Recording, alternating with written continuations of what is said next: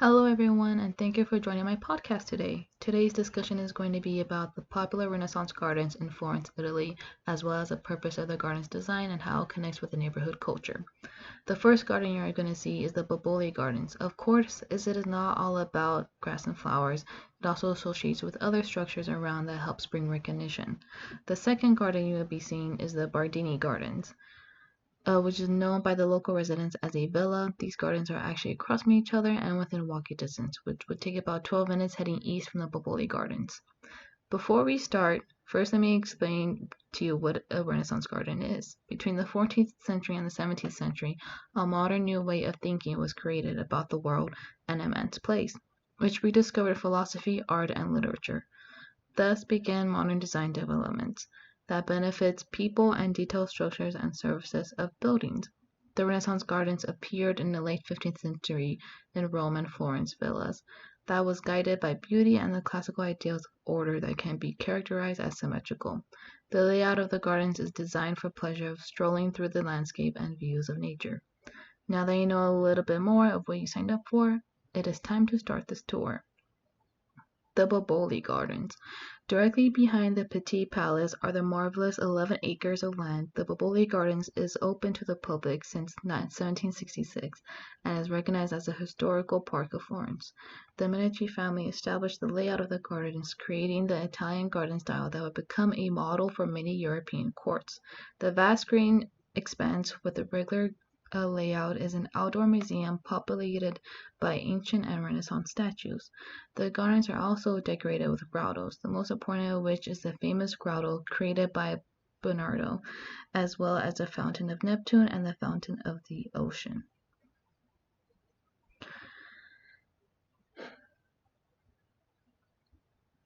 So the Cortez Garden shows intense sculpting on the exterior and displays a boulder in the center. The layout was developed further, extending the boundaries that flank the ancient city walls.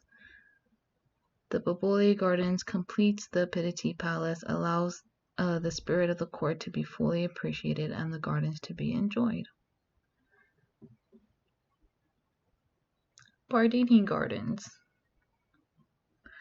The Italian Renaissance Giardino Bardini garden, the Villa Bardini, in the hilly part of Oltrarno, offering fine views of Florence, Italy. The park center includes a grand staircase that was constructed in the 17th century. On one side of the staircase, you can find the Anglo-Chinese garden created in the 19th century. The other side of the staircase hosts the garden's agricultural park.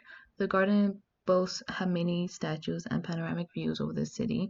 The garden is a center of culture and a place of nature for everyone, all to be discovered. 4 hectares of wood, gardens, and orchards flanked by the medieval city walls. The Bardini Garden is not just nature, but culture, art, and history, a part of Florence. The Bardini Garden integrates 3 gardens, different in ages and styles, which adds a diversity to the community.